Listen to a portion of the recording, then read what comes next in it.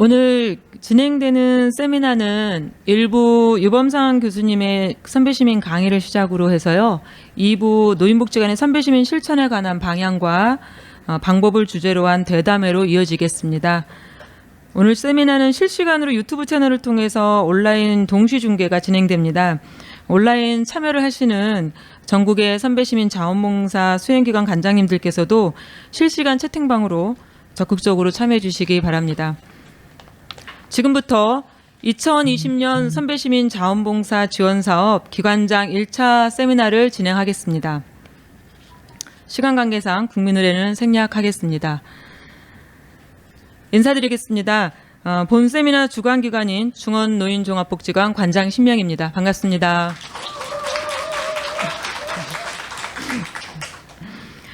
코로나19로 어려운 상황임에도 불구하고 또 비가 오늘 엄청 왔는데 그 빗속을 뚫고 전국 각지에서 노인복지 발전을 위해 달려와 주신 우리 관장님과 부장님들 그리고 직원분들께 진심으로 감사드립니다. 또한 온라인상으로 지금 함께 참여해주고 계신 관장님들, 부장님들 그리고 직원분들께도 감사 인사 드립니다.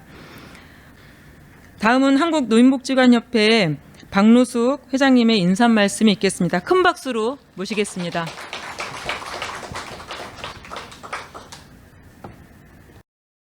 제가 협회에서 일을 한 지 한 달 조금 넘었습니다.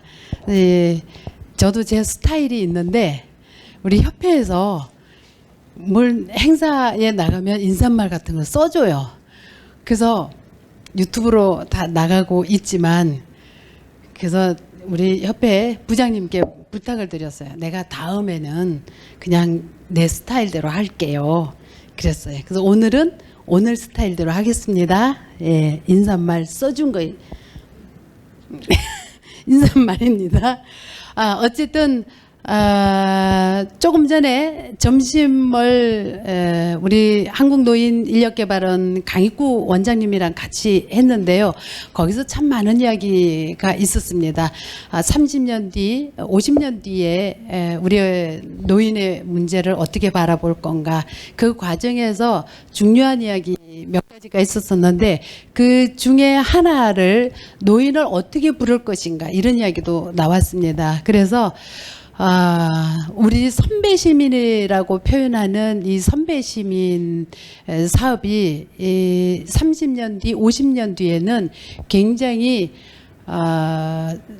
노인을 사람답게 어르신이 선배시민답게 살아갈 수 있는 아주 좋은 용어다. 그래서 이미 6, 7년 전부터 이 사업이 진행되고 있는 거가 우리 사회복지, 노인복지 현장에서 진행되고 있는 이 선배시민 사업이 자원봉사로 활성화가 된다면 대한민국을 30년 뒤, 50년 뒤에 굉장히 건강하게 잘 운영이 될 거다. 그렇게 생각이 들고요. 그것은 곧 우리들의 삶이라고 생각을 합니다. 우리가 30년 뒤에 가면은 건강한 대한민국을 이끌어가는 주체로 우리가 우뚝 서지 않을까 생각이 듭니다. 선배시민 자원봉사 활성화를 위해서 수고를 아끼지 않으시는 이제 전국의 관장님들 그리고 직원 여러분들 반갑습니다. 올해로 선배시민 시행 5년차가 되는 해로서 코로나19에 도 불구하고 선배시민 자원봉사 사업을 위해 애써주고 있는 우리 관장님들과 제1차 세미나를 갖게 된 것을 진심으로 기쁘게 생각합니다.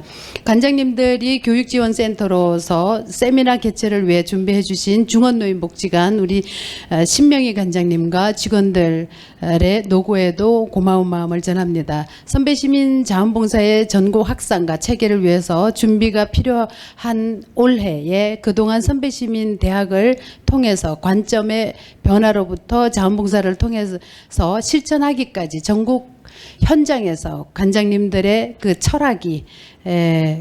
철학을 통해서 노력이 지금까지 왔다고 생각을 합니다. 앞으로 우리 협회는 기관장 네트워크를 통해서 선배시민 실천 활동이 노인복지관 그 현장에서 더욱 확산되고 체계화될 수 있도록 위원회를 구성하고 소통하며 견인하는 역할을 할 것입니다. 기관장 양성, 강사 양성을 통해서도 선배시민 자원봉사 활성화를 하고 사회적으로 노인과 노인복지관의 역할을 기여하는 하는 데 큰 역할을 할 것입니다. 코로나19로 인해서 공동체 위험에 대한 사회적 인식 변화를 느끼는 시점에서 노인복지관 운영의 기본 가치와 정책적 근원이 될 수 있는 실천 현장에서 공동체를 위한 철학이 시행될 수 있도록 관장님들의 적극적인 관심과 지지와 그리고 협력을 부탁드립니다. 앞으로 우리 협회는 모두를 위한 하나, 하나를 위한 모두의 열린 소통으로 더 나은 노인복지 서비스 현장이 될 수 있도록 최선을 다해서 여러분과 함께 하겠습니다. 고맙습니다. 이제 본격적으로 기다리던 강연을 시작을 하겠습니다. 선배시민 자원봉사 활성화 지원 사업의 자문 교수님이신 한국방송통신대학교 사회복지학과 유범상 교수님께서 선배시민을 주제로 강의를 해주시겠습니다. 교수님 큰 박수로 모시겠습니다. 예, 저는 오늘 선배시민의 맥락을 좀 말씀드리려고 하는데, 이미 회장님께서 노인을 인간으로 만드는 거다 이렇게 말씀을 주셨는데, 이제 그 인간이 이제 근대에 오게 되면 이제 시민인 건 거고, 그래서 시민성들을 좀 부여하는 것들이 이제 중요한 포인트다 이렇게 말씀드릴 수가 있을 것 같아요. 그래서 오늘은 그 이야기들을 큰 맥락들 속에서 한번 좀 얘기를 해보려고 하고요. 그래서 오늘 제 강의의 주제는 자기 목소리로 공동체에 참여하는 시민의 형성, 그리고 이제 선배 시민인데, 특히 우리가 모두가 지금 맞이하고 있는 게 코로나19로 인한 다양한 이제 변화들이 예상이 되는데, 그럼 포스트 코로나에서의 선배 시민들은 어떻게 돼야 되나 하는 이야기들을 좀 말씀드리려고 합니다. 오늘 제가 강의 준비하면서 좀 당황했던 것은, 이미 선배 시민론을 많이 들으셨던 관장님도 계시고 오늘 또 처음 들으신 분들이 있어서 이 적정한 수위를 어디다 맞춰야 되나 하는 고민을 했는데, 아무튼 전체적인 선배 시민의 틀들 속에서 또 이제 새로운 그 포스트 코로나의 이야기를 좀 넣어서 한번 좀 이야기를 해보려고 합니다. 먼저 이제 사회복지에 대한 이야기부터 좀 해보고 싶은데요. 사회복지란 뭐냐? 우리가 사실 다 알고 있는데도 불구하고 사회복지가 존재하는 게 아니라 저는 사회복지들이 존재한다 이렇게 얘기하거든요. 그래서 이제 제 나름대로 사회복지의 큰 이야기는 사회적 위험에 맞서 싸우는 건 거다 이렇게 얘기를 하고, 사회복지사는 그런 위험에 맞서 싸우는 용사들이다 이렇게 좀 제 나름대로 규정을 했거든요. 그렇다면 이제 사회적 위험은 뭐냐, 어떻게 싸울 거냐, 먼저 이런 이야기들을 좀 풀어나가는데, 이 맥락들 속에서 저는 이제 선배 시민론이 있다 이렇게 말씀을 드릴 수가 있고, 아무튼 제가 지금 말씀드린 이 정의를 이렇게 좀 담아놓고 계속 이야기를 끌고 가볼게요. 그래서 이제 사회적 위험에 맞서 싸우는 용사들은 어때야 되는가 했었을 때, 제가 이제 가지고 나온 이야기가 이 마리다들이 돼야 된다 이러는데, 사실 이것은 뭐 이제 종교적인 이야기이긴 한데, 사실은 종교에 갖고 온 게 아니라 벨라스케스라는 사람이 그림을 이제 그렸는데, 이 양반이 마르다예요.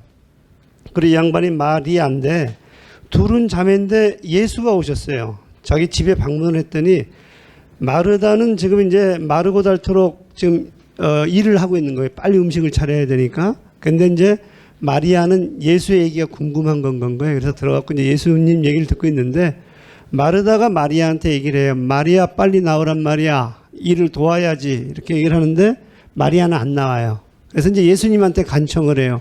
예수님, 제 동생 좀 나와서 음식 차리는 것을 좀 도와주도록 해주세요. 그랬더니 예수님은 뭐라 그러냐면, 좋아하는 일을 하게 내버려둬라. 그래갖고 이제 마르다가 굉장히 이제 화가 난 이제 표정이고, 아마 이 양반이 뭐 악마나 사탄 정도 되는 것 같아요. 이런 그림인데, 제가 이제 이 그림을 갖고 비유적으로 말하기를, 마르다는 마르고 닳도록 일만 한다. 그리고 마리아는 의미만 묻는다.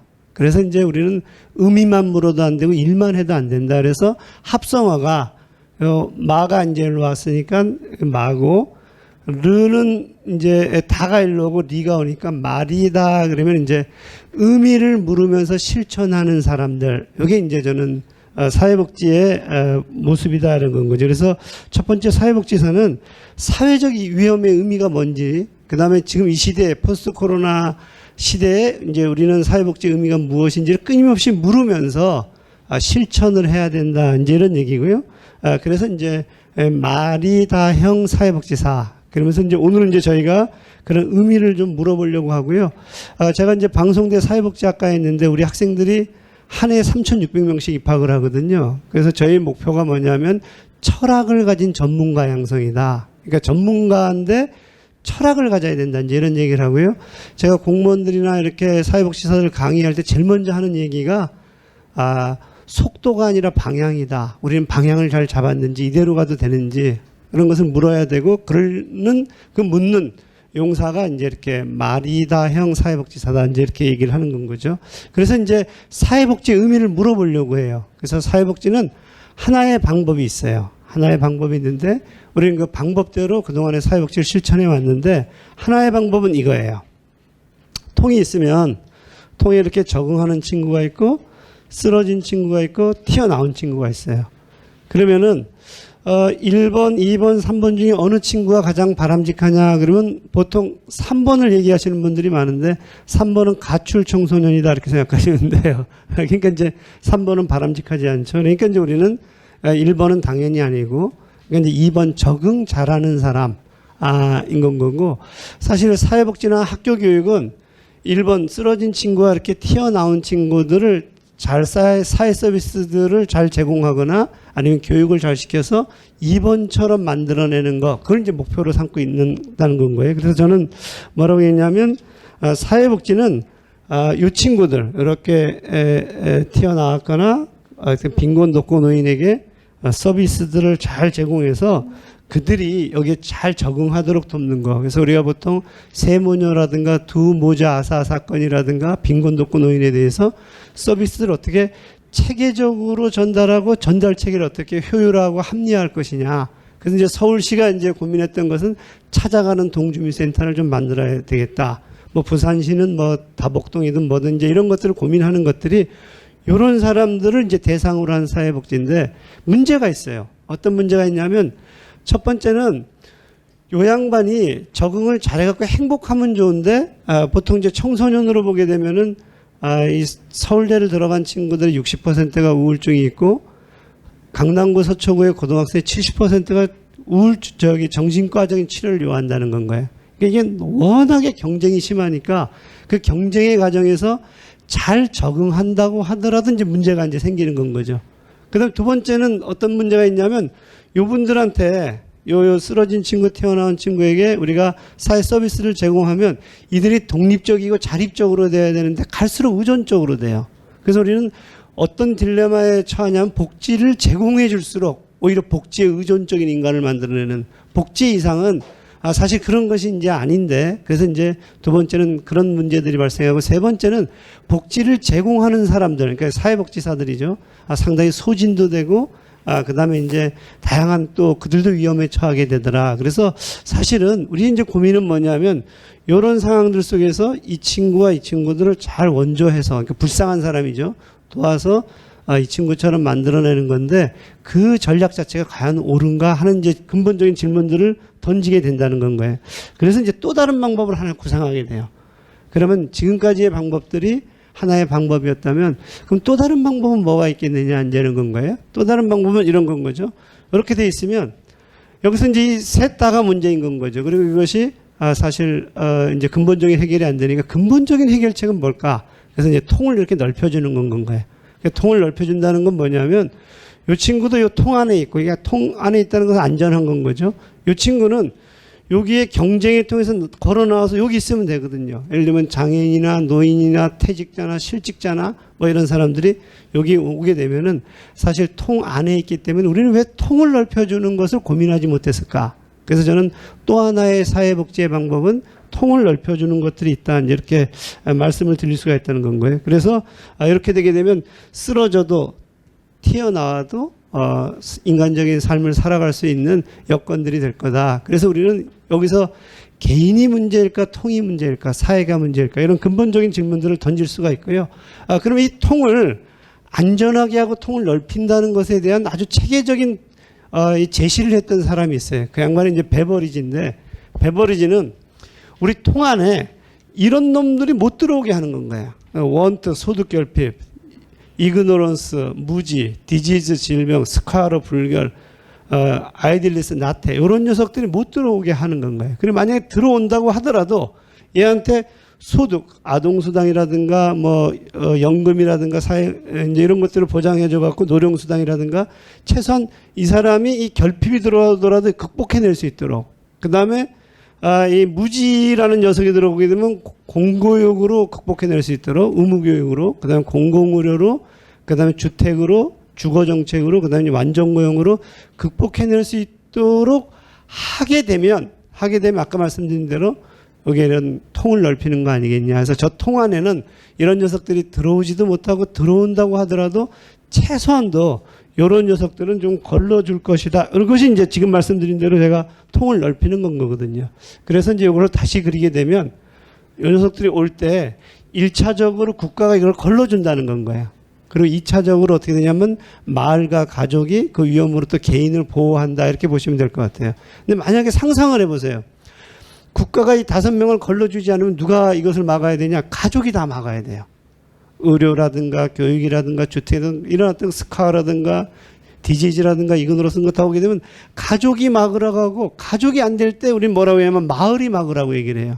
그래서 사실 영국의 데이비드 캐멜런이라는 보수주의 수상은 이걸 빅 소사이어티 마을을 크게 해서 사회를 크게 해서 막아야 된다. 그것이 영국의 마을 만들기거든요. 그래서 이제 지금 말씀드린 대로 우선 막으려면은 이런 놈들은 좀 걸러주고 이게 내셔널 미니멈이에요. 우리가 뭐 이제 기준선 얘기할 때 그런 건데 그건 국가가 좀 막아주고 나머지는 마을과 가족이 막으라고 해야 되는 거 아니겠느냐? 여기 이런 구상들을 우리가 이제 하게 되는 건 거죠. 그래서 제가 지금 말씀드리고 싶은 것은 이런 구상들 속에서 보게 되면 어떤 얘기가 되냐면 우리가 5명을 막기 위해서 들어가는 돈들 있잖아요. 그거는 시장에서 사지 않아도 되거든요. 그러니까 상품으로부터 이탈시키는 거죠. 우리에게 인간에게 필수적인 것들, 교육이라든가 의료라든가 이런 것들을 필수적으로 이탈시켜서 탈상품화의 수준을 높이고 그러다가 보니까 계층들 간의 불평등의 지수들도 좀 낮아지더라. 그래서 계층화의 수준은 낮아지는 방식으로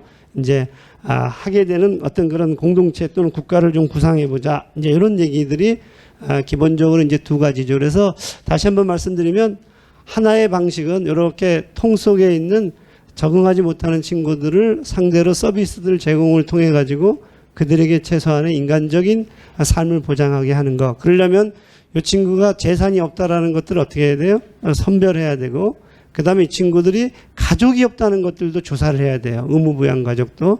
그런 방법이 하나가 있고 또 하나 이렇게 통을 넓히는 방식의 이제 고민들도 있을 거다. 우리가 이제 이것을 알고 있는 것이 자녀적 복지, 보편적 복지 이렇게 이제 보시면 될 것 같아요. 자, 그래서 이게 이제 지금 현재 말씀드린 보편적 복지인데 문제는 뭐냐면 보편적 복지를 얘기할 때 저에게 이제 질문들이 쏟아져요. 그리고 아주 대표적인 질문들을 모으면 이 질문이에요. 질문이 있습니다. 그리고 의존성에 빠지지 않겠느냐. 저렇게 보편적 복지들이 제공이 되면. 두 번째, 경제 성장에 저해가 되지 않겠느냐. 그리고 세 번째, 그럼 저 많은 돈들이 어디서 나오느냐. 저 5명의 거인을 막는데 엄청난 돈이 들어가잖아요. 그래서 네 번째, 이거는 사회주의가 아닌가. 이런 이제 질문들이 저한테 쏟아지거든요. 그래서 이 질문들에 대해서 이제 하나하나 얘기를 해볼게요. 요새 제가 이제 이 의존에 대한 얘기를 하는데, 그 관장님들하고 우리 선생님들 보시면 제가 의존적인 인간 같아요? 독립적인 인간 같아요?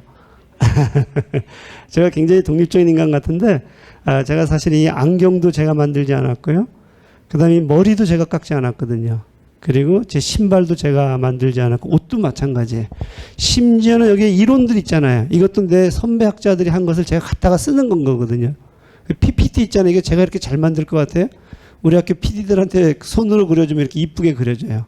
그러니까 저는 지금 보게 되면 온통 제가 의존하지 않은 것이 하나도 없는 건 거예요, 지금. 그러니까 저는 굉장히 의존적인 사람인 건 거예요. 그러면, 사회복지는 뭘 하냐? 제가 이렇게 의존했기 때문에 제가 독립적이거든요. 제가 의존했기 때문에 지적인 능력들도 가질 수가 있고, 제가 의존했기 때문에 머리도 이렇게 단정하게 깎을 수가 있거든요. 그러니까 사회복지는 한 개인에게 의존, 그러니까 소위 이제 이게 의존을 이럴 때 이제 연대라는 말을 쓰죠. 연대를 통해 갖고 독립적으로 만들려고 하는 사상이자 실천이다 이렇게 보시면 돼요. 그런데 흥미로운 것은 뭐냐면 저는 저 자신한테 의존하더라도 괜찮아요. 왜 괜찮은지 아세요? 전 그래도 국립대 교수고 전 공무원이거든요. 그런데 노인, 장애인, 실업자, 빈곤층 이런 사람들은 자기와 자기 가족한테 의존해 갖고는 인간다워질 수가 없어요. 이제 우리가 그랬었을 때 어떤 고민을 하게 되냐면 그러면 안전하게 의존하는 방법은 뭘까? 그게 이제 사회거든요. 국가거든요. 그래서 이제 우리는 어떻게 얘기하냐면 사회복지는 어떠한 상황이 되더라도 걔가 의존한 것을 그 사회가 체계적으로 만들어서 독립적인 인간이 되도록 하는 거. 그게 이제 핵심적인 어떤 이 질문들인 건 거고 저는 그것이 사회복지라고 생각을 하는 건가요. 그래서 우리는 지금 우리한테 사회복지에 의존하도록 그리고 의존이 필요한 사람들을 찾아다니면서 그들에게 서비스라든가 아니면 지적인, 인적인, 물적인 것들을 제공하면서 그가 독립적인 것들로 만들려고 하는 건 거거든요. 이제 그렇게 본다라면 제가 지금 말씀드리고 싶은 것은 뭐냐면 의존성에 빠지지 않겠는가 한 것은 뭐냐면 의존할 게 없었을 때 의존적이 돼요. 그러니까 자녀적 복지에서 찔끔찔끔 주는 복지들을 가지고는 그가 인간적인 삶, 인간적인 준비를 할 수가 없거든요. 그러니까 그때 의존적으로 돼요. 그런데 아까 말씀드린 대로 통 자체가 내가 의존할 게 굉장히 많아지게 되면 오히려 독립적으로 되지 않겠느냐 하는 건가요. 제가 우스갯소리를 하나 말씀드리면 제가 요새 연극으로 사회복지학을 찍고 있거든요. 15강을 찍고 있는데 여기 보시게 되면 제가 이제 있고 우리 전문 연극 배우들이 있고 카메라가 있는데 카메라가 7대가 돌아가요. 그리고 여기 있으니까 제가 하루는 이게 끝난 다음에 내가 디플에서 술을 살 테니까 가봅시다. 그래서 저는 한 15명 정도 올 줄 알았어요. 여기 PD가 있고 조연출이 있고 근데 한 30명이 넘게 오더라고요. 그래서 왜 그러냐 하면 저기 음향 감독도 있고 보이지 않는데 엄청나게 많은 거예요. 스태프들이. 그때 제가 뭘 깨닫냐면 이 강의는 나 혼자 만든 것이 아니라 의존해서 만들어진 거구나. 그리고 의존이 높아질수록 내 강의 완성도가 있거든요. 이런 생각을 하게 되거든요. 그래서 오늘 말씀드리고 싶은 것은 뭐냐면 어떻게 이 사회는 어떻게 체계적인 의존들을 통해 갖고 연대들을 통해서 모든 인간들이 최소한 인간답게 살 수 있게 할 것이냐 하는 고민들을 전 하는 것들이 사회 복지라고 이제 생각을 하는 건가요? 그래서 이제 첫 번째 질문 의존성에 빠지지 않겠는가 했었을 때 의존의 체계를 만들려고 하는 것이 사회 복지다. 그리고 인간이 어떤 상황에서도 최소한 배 부를 권리는 없지만 배 고프지 않을 권리들을 줘야 된다. 그걸 권리로서 줘야 된다. 그리고 잘 아플 권리를 우리는 줘야 된다. 그리고 최소한도 무식해지지 않을 권리들을 줘야 된다. 뭐 이런 것들이 이제 내셔널 미니멈이거든요. 그래서 사회복지는 이제 그런 의존성, 그런 연대성들을 이제 본격적으로 고민해야 되지 않을까? 이게 제 첫 번째 질문이고요. 두 번째, 성장에 져야 되지 않겠느냐 한 건가요? 제가 이렇게 의존을 많이 하면 많이 할수록 뭐가 늘어나는지 아세요? 뭐가 많이 늘어나면 카메라맨들의 직업이 생겨나고요. 그 다음에 아까 얘기했던 이 극작가라든가 아니면 뭐 다양한 여기에 참여하는 사람들 다 직업이 생겨나거든요. 예를 들면 우리가 장애인이라든가 빈곤이라든가 실업이라든가 이런 것들 속에 그 사회가 체계적인 어떤 그 접근들을 하게 되면 의존의 체계면 그게 다 일자리거든요. 그래서 그런 류의 일자리가 소유료에서는 25%가 돼요. 근데 우리나라는 8%밖에 안 되거든요. 그래서 실질적으로 그런 일자리들이 사실은 성장을 만들게 할 것이다. 더 나아가게 되면 그렇게 의존들을 하게 되잖아요. 그러면 장애인이나 누구든지 간에 또 다른 자기의 어떤 그 경제적인 능력들을 발휘할 수가 있을 것이다. 그리고 그 사이에 사회적 돌봄이 이루어지게 되면 그 부모라든가 가족들도 자기의 직업이라든가 일들을 하게 할 수 있을 것이다. 그래서 사실은 성장은 오히려 그런 방식의 성장들도 있다. 근데 왜 우리는 그 성장이라는 것들을 왜 한쪽 방식만 생각했을까? 그래서 이거는 상당히 논란의 이제 문제가 있을 거다라는 건가요? 세 번째, 돈은 어디서 나오는가? 이게 핵심적인 질문이거든요. 그건 아주 간단해요. 돈을 여기 보시게 되면 OECD의 평균과 우리나라 세전 세후 빈곤율이에요. 세전 있잖아요. 세전에서는 OECD 국가들을 보게 되면 노동자들 훨씬 불평등이 심각해요. 그런데 어떻게 되냐면은 세후가 되게 되면 훨씬 줄어들어요, 이렇게. 그리고 여기서도 보시게 되면 조세가 소득 불평등의 개선 효과를 보게 되면 우리나라는 거의 굉장히 취약해요. 그러니까 아까 말씀드린 대로 사회가 5명의 거인을 막는데 굉장히 소극적이라는 건 거예요. 우리는 탈상품화의 수준이 굉장히 낮다는 건 거거든요. 이게 불평등이 굉장히 심각해지고요. 여기 보세요. 여기 보면 제가 여기 연대 앞에 가다가 그 세브란스 병원 옆에 신호등이 있거든요. 신호등이 있는데 제가 제일 앞에 섰어요. 앞에 서면 신호등이 제일 위에 보여요. 이게 잘 안 보이죠, 이렇게. 근데 바로 앞에 신호등이 있거든요. 근데 제 옆에 배달하시는 분이 있었어요. 그래서 이제 신호등이 앞에 탁 켜지니까 이 양반이 탁 튀어나갔어요. 그러니까 저도 튀어나갔죠. 근데 저 앞에서 경찰관이 잡는 건 거예요. 그래서 왜 잡나 봤더니 이 위에 신호등이 좀 늦게 켜지는 거예요. 바뀌는 건 거예요. 굉장히 억울했지만 저는 그까이 그 범칙금으로 내는 건 하나도 아깝지가 않아요. 왜냐하면 저는 웬만큼 벌거든요. 그런데 이분은 그것이 일당이란 말이에요. 그러니까 엄청나게 개기는 건 거예요. 봐달라고. 그리고 당신 그게 뭐냐고 말이에요. 근데 저는 빨리 가야 돼요. 자, 그러면 저에게 일당과 이분의 일당이 지금 범칙금이 같기 때문이잖아요. 근데 일당을 계산해갖고 저분한테는 7만 원, 저한테는 15만 원을 만약에 받는다면 저는 개길 거예요. 제 그 얘기는 뭐냐면, 이분들이 일당이 7만 원인 사람과 일당이 1억인 사람이 있어요. 그랬을 때 일당으로 걷게 되니까 이 사람은 1억 8천만 원을 냈고 1억 2천만 원을 냈고 2억 6천만 원을 냈거든요. 그리고 뭐라 그러냐면 이것이 정의다, 일당으로 걷는 것이. 그러니까 제 얘기는 뭐냐면 소득을 이전하는 방식들이 탈상품화의 수준을 향해서 이 계층화의 수준들을 완화시키는 방식으로도 얼마든지 거둘 수가 있다. 그래서 돈이 없는 것이 아니라 이런 방식으로 걷지 않기 때문에 없는 건 거다. 그래서 아까 질문으로 다시 가보면요. 돈은 어디서 나오는가? 성장에 저해가 되는가? 의존성에 빠지지 않는 게 전부 다 논란 중에 있다는 건 건가요. 그래서 이제 맨 마지막에 사회주의냐 이런 건데 사실 우리가 핀란드라든가 북유럽의 국가들은 사회주의로 보지 않거든요. 우리가 보통 수정자본주의, 불평등을 완화시키는 데 있어서의 국가의 적극적인 개입을 통한 수정자본주의 또는 이제 인간의 얼굴을 한 자본주의, 뭐 보통 그렇게 평가를 하거든요. 프랑스라든가 독일이라든가는 우리는 사회주의로 보지 않잖아요. 그런데도 불구하고 이 사회주의라는 비난은 상당히 정치적인 의도를 가진 거다, 이렇게 보는 거예요. 그래서 이런 것들은 전부 다 논란 중에 있다, 이렇게 말씀을 드릴 수 있어요. 그래서 사실은 아까 말씀드린 대로 그 5명의 거인을 막는 것을 베버리지는 사회권, 마샬이라는 사람은 우리 인간에게는 자유권적 인권과 사회권적 인권이 있다. 자유권적 인권 이거거든요. 근데 우리가 놀라운 것은 뭐냐면 촛불 있잖아요. 촛불이 보통 촛불혁명 하는데 촛불혁명에서는 절대 사회권적 요구가 나오지 않았거든요. 박근혜 하야 구속탄핵, 87년에 호헌철폐 독재타도 자유권적인 정치권적인 요구가 나왔지 우리는 사회권적인 요구가 안 나오고 뭐 무상의료 이렇게 얘기하면 뭐라냐면 촛불의 정신을 훼손하지 말라. 그래서 우리는 사회권을 권리로서 인정하는 것이 시민사회에서 굉장히 취약하다는 건 거예요. 그래서 보신 대로 사회권의 얘기를 하게 되면 이게 사회주의가 아닌가 이렇게 얘기를 하는데 인권의 핵심적인 주장이 사회권적 인권을 이제 담고 있다. 이런 얘기. 그래서 시민권이라는 것은 인간지의 평등권인데 그때 우리는 사회권적인, 그러니까 사회가 관리되지 않고 통이 관리가 되지 않고 사회복지사나 시민들이 안전할 수 있을까 이런 질문들을 좀 이제 던져야 된다 이런 이야기들을 좀 이제 해볼 수가 있다는 건가요. 그래서 제가 이제 마지막으로 요 파트에서 말씀드리고 싶은 것은 그랬었을 때 그럼 어떻게 바뀌었었을까?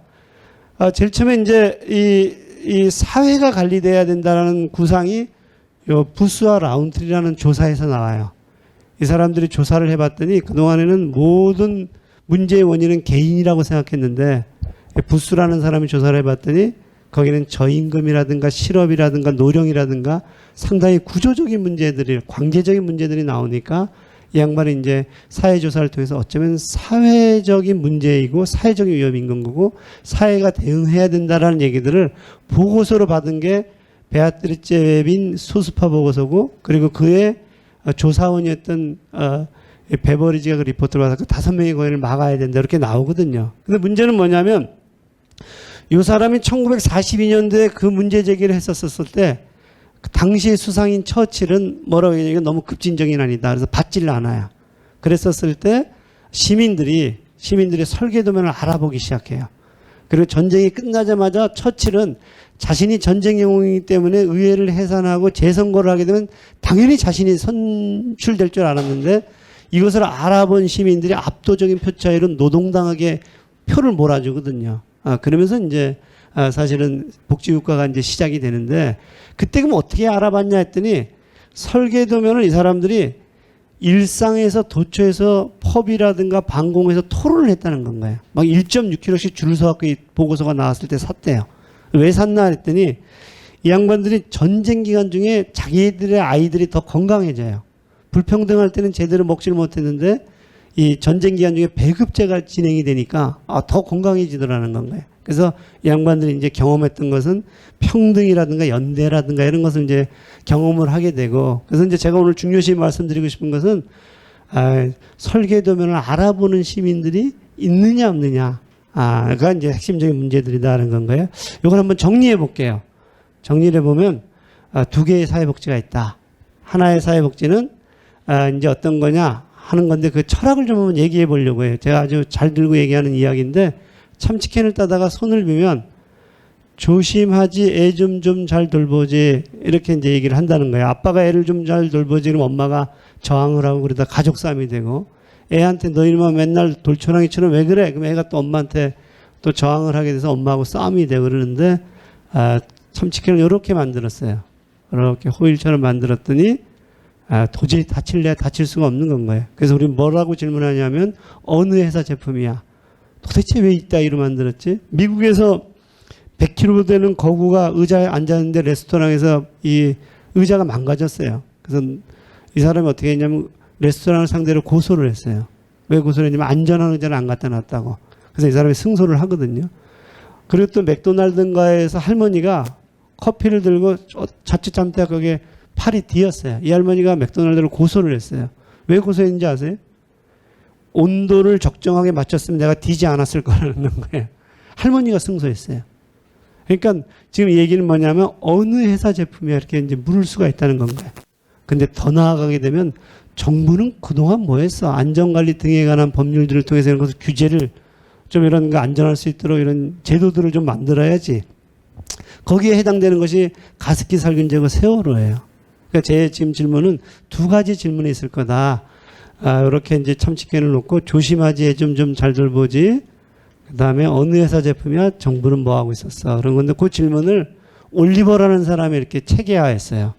당신 신체에 어떤 결함이 물체를 붙잡고 지고 돌리는데 어려움을 발생시키느냐?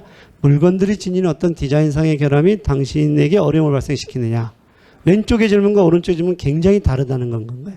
두 번째 질문은 제가 영국에서 유학할 때 보니까 100% 저상버스더라고요. 독일에 간 특파원의 딸이 얘기해요. 엄마, 여기는 선진국인데 왜 이렇게 장애인이 많아? 우리는 장애인이 없는데.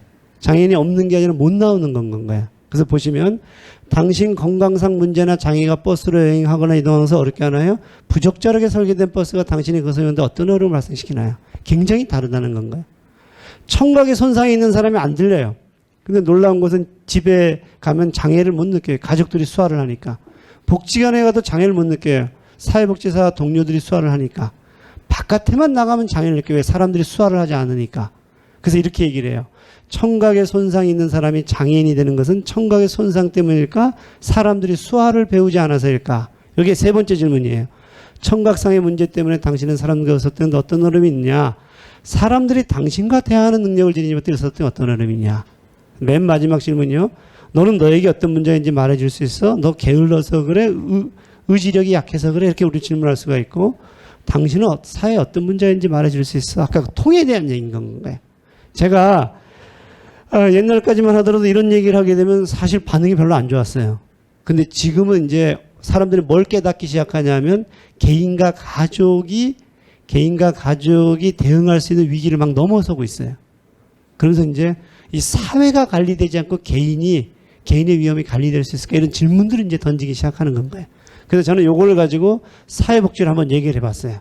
사회복지는 질문이 개인의 문제라고 보고, 그리고 개인이 도저히 그 문제들을 해결하지 못하는 사람만 선별해가지고 그 사람의 서비스를 원조를 제공해주는 사회복지가 있다는 건가요?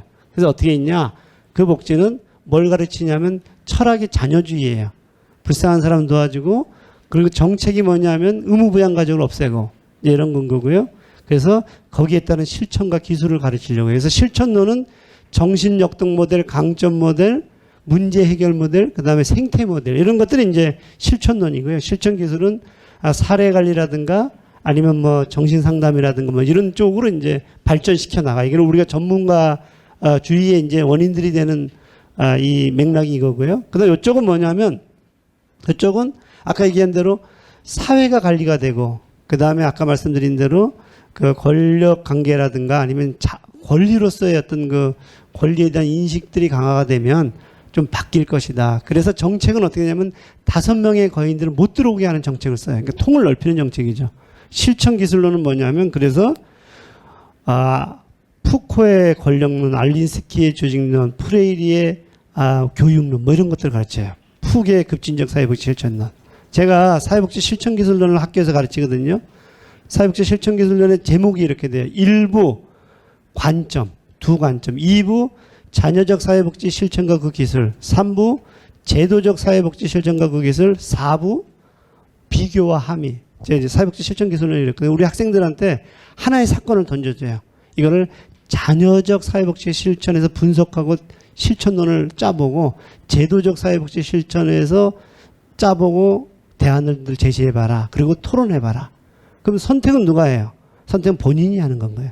그래서 선택은 누가 해요? 상황이. 어떤 상황에선 이게 적절한 상황이 있어요. 대상에 따라서. 어떤 상황에서 이것이 있는데 우리는 놀라우리만큼 이쪽을 잘 배우지도 않고 고민도 안 해요. 그래서 보통 사회복지 실천론 그러면 이쪽을 얘기해요. 이렇게. 실천 기술론 이렇게. 그래서 이제 제가 오늘 말씀드리고 싶은 것은 뭐냐면 이제 그런 고민들을 좀 해봐야 되지 않을까 그랬는데 이쪽에 이제 사회복지 실천의 고민들을 해봐야 되지 않을까 싶은 생각을 했는데 코로나가 왔어요. 코로나가 오게 되니까 제가 이제 고민이 시작되는 거예요. 야, 이제는 옛날에 개인의 문제들을 문제 삼았던 사회복지로 이것이 해결될 수 있을까 하는 건가요. 제가 오늘 사실은 새로운 원장님들이 많고 그다음에 또 관장님이 많으시고 또 이렇게 줌으로 이 복지관 전체에 나간다 그래서 아주 기초적인 강의를 하려고 하다가 오늘 이제 강의하러 오는데 우리 신명인 관장님이 이거 그래도 좀 깊이 있는 얘기를 해달라 그래서 이제 급히 오면서 이제 코로나라는 걸 많이 집어넣고 그러니까 그 PPT는 요런 게 잘 없어요. 그래서 왜 끝난 다음에 제가 PPT 한번 설명드리고 요걸 이제 보시면 될 것 같아요. 그래서 코로나 얘기를 한번 해볼게요. 코로나는 이제 우리 사회복지에 굉장히 근본적인 질문을 던져주고 선배 시민론에 굉장히 근본적인 질문을 던져줘요. 지금 제가 말씀드린 대로 사회복지는 처음에 시작할 때 사회적 위험에 맞서 싸우는 건 거다. 그리고 사회복지사는 사회적 위험에 맞서 싸우는 용사들이다. 그래서 끊임없이 의미를 물어야 된다는데 코로나의 의미를 물어보는 건 거예요. 그럼 코로나가 도대체 뭐냐? 이런 건데 제가 아주 거칠게 정리를 하게 되면 이렇게 돼요. 코로나는 어디서부터 왔냐 이거예요. 어디서부터 왔냐. 그래서 제가 첫 번째 잡은 것은 자본주의가 등장하면서 자본주의는 이윤과 성장을 위해서 무한질주를 해요. 무한질주를 할 때 제일 먼저 자연을 착취를 해요. 그러니까 수많은 자연들을 이제 막 먹어치우고 가는 건 거예요. 특히 이제 이 아마존이라든가 막 먹어치우니까 거기에 있는 동물들이 도망치는데 동물들을 숙주로 삼아서 살던 바이러스들이 이제 인간에게 오면서 이 바이러스가 이제 코로나가 왔다 이렇게 보는 건 거고요. 두 번째는 우리는 이 이윤과 성장을 위해서 동물들을 엄청나게 착취를 하는 건 거예요. 그래서 양을 갈아가지고 소한테 먹이거든요. 왜냐하면 이게 빨리 성장할 뿐만 아니라 젖도 좋고 고기질도 육질도 좋거든요. 근데 그로 인해 갖고 오는 것이 이제 광우병 같은 게 막 생기기 시작하는 건가요?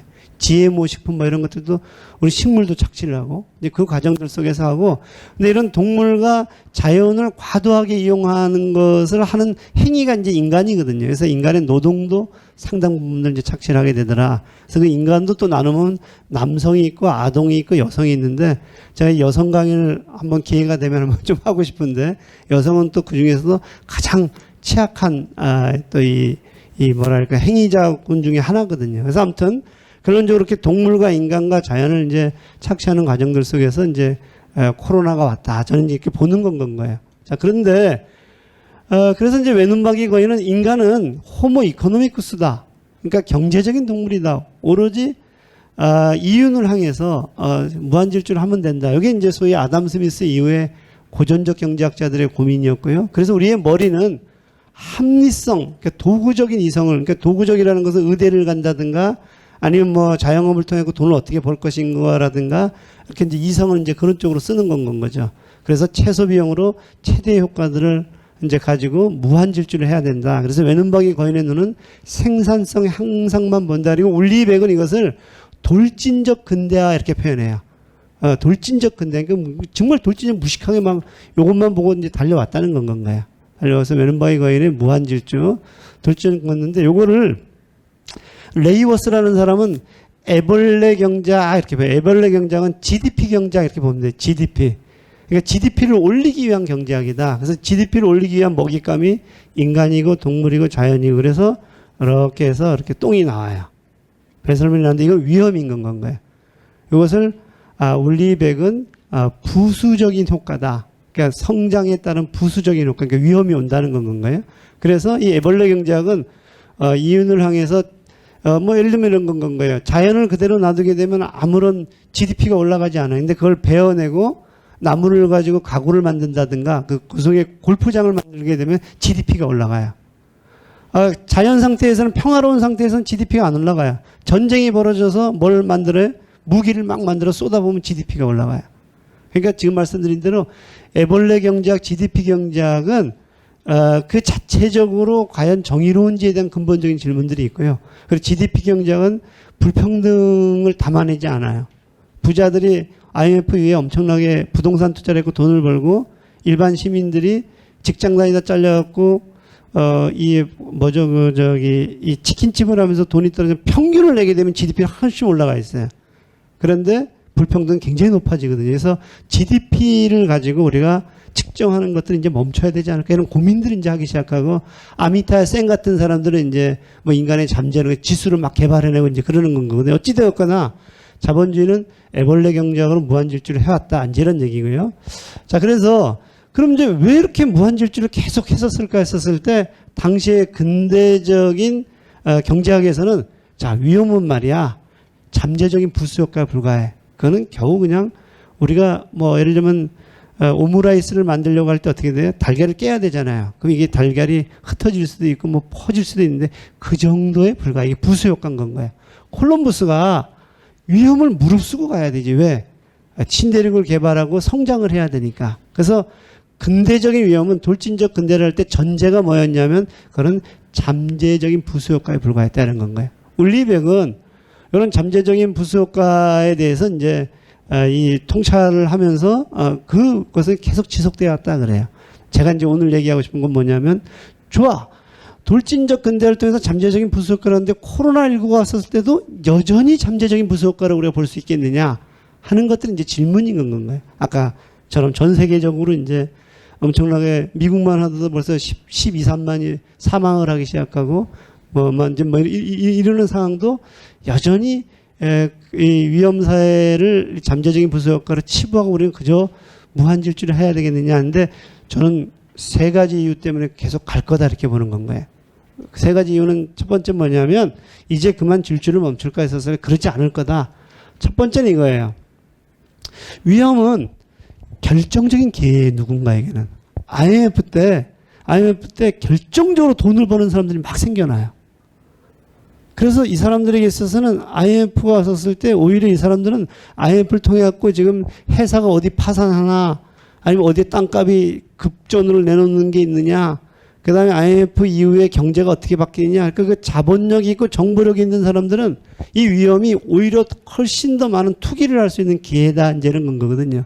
그래서 이제 어떠한 위험이 왔었을 때도 보게 되면 항상 자본은 그 속에서 그리고 권력이 있는 사람들은 그 속에서 결정적인 기회를 누리더라 이제 이런 건가요. 두 번째는 이런 건가요. 위험은 민주적인 것 같지만 대단히 계급적이더라는 건가요. 그 얘기는 뭐냐면 이런 사람들 결정적인 기회에 있는 사람들은 결코 그 위험이 자기한테는 크게 와닿지 않더라는 건가요. 그래서 이번에 그 미국의 흑인이 인구가 14%밖에 안 되거든요. 근데 사망자의 60%가 흑인이에요. 이 시카고 같은 경우에는 흑인 인구가 30%인데 문제는 뭐냐면 사망자 70%가 흑인이거든요. 그래서 왜 그러나 봤더니 시카고에서 흑인들의 평균 수명이 백인들보다 8.8년이 짧아요. 그 얘기 뭐냐면 불평등이 굉장히 만연돼 있다는 건가요. 그러니까 위험은 누구에게나 다 오는 것 같지만 알고 보면 굉장히 계급적이고 계층적이더라. 그래서 이 사람들은 이제 뭐 하고 있어요? 이 사람들은 선물 사기 시작한다든가 그 다음에 아파트도 100평, 200평이니까 사무실도 마찬가지고. 그러니까 이제 콜센터에서 전화를 받는 노동자들과 굉장히 다른 위험에 대한 체감들이 다르더라. 근데 이 위험을 굳이 막으려고 하지 않을 거다. 이제 이런 건 거예요. 세 번째는 이건 올리브의 얘기인데요. 그 위험이 왔어요. 우리가 지금 보통 건강이 문제가 되는 것은 기후라든가 먹거리 때문에 그런다 그러거든요. 근데 GMO가 우리한테 어떤 영향을 미칠지 우리가 어떻게 알아요? 그래서 근대적인 위험은 입증하기가 어렵더라. 연관성을 잡기가 굉장히 어렵더라는 건 거예요. 일반인들이. 그다음에 더 놀라운 것은 연관성을 잡으려고 소송을 시작하잖아요. 그럼 법적으로 제도적으로 체계화된 무책임성이 체계화되어 있더라 그 안에. 그래서 가해자는 굉장히 안전하더라. 저는 그래서 이제 이걸 보게 되면 우리가 전통적으로 보게 되면 이 위험은 그대로 지속될 거다 이런 건가요. 그래서 제가 이제 코로나를 보면서 이제 생각을 하기 시작해요. 자, 그러면 코로나는 뭘까? 코로나는 자본주의에 그리고 우리가 살고 있는 사회의 모든 모순들을 다 드러냈다. 이게 이제 첫 번째 제가 갖고 있는 생각이네요. 무슨 문제냐? 엄청나게 불평등한 세상이라는 거, 생태적인 문제들이 이제는 근본적인 문제가 됐다는 거, 계급의 문제들, 동물착취의 문제들, 젠더의 문제들, 혐오의 문제들, 배제의 문제들, 온통의 것들은 이제 다 드러난 것이 제가 이제 첫 번째 보는 이 이제 관점인 건 거고요. 그 두 번째는 뭐냐면, 이게 이제는 위험이 옛날에는 중세 봉건제 때는 공동체 속에서 유씨성을 가진 그 시족사회에서 해결을 해야 됐거든요. 근데 자본주의가 되니까 국가적인 수준에서 자녀적 복지라든 제도적 복지라든 간에 국가적인 수준으로 갔거든요. 근데 이제는 봤더니 이게 지구적인 차원에서 이 문제들을 해결하지만 안 되겠다 하는 이제 고민들이 되기 시작한 건가요. 그래서 제가 이제 생각하는 것은 뭐냐면 이제는 근대 민족국가의 시민권을 가진 시민교육으로 될까? 이제 이런 질문들을 하고요. 실천들도 과연 그런 실천들로 될까? 이제 이런 이야기를 하는데, 그러던 와중에 우리가 글로컬이라는 얘기가 있어요. 글로벌리제이션, 지구주의에다가 로컬리제이션, 지역주의인데, 그걸 합쳐서 이제 글로컬이거든요.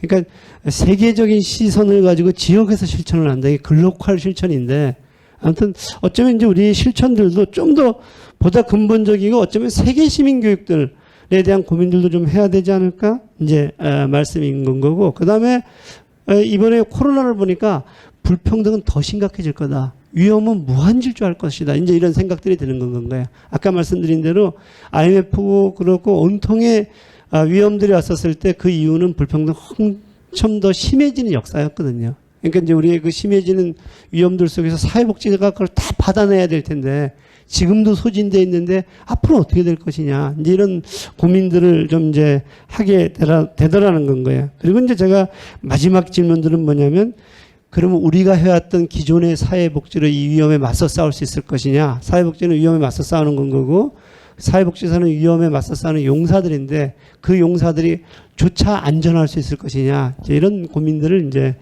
제가 이제 던지기 시작하는 건 거예요. 그래서 이제 던지는 질문들이 그러면 어떻게 할 거냐 이런 고민들을 이제 던지게 되고 어떻게 할 거냐에 대한 이제 하나의 하도를 패스트에서 좀 찾아보자 이제 이렇게 생각을 하고 이제 패스트를 소개시켜 드리려고 해요. 패스트는 까미가 썼던 1930년대 소설이에요.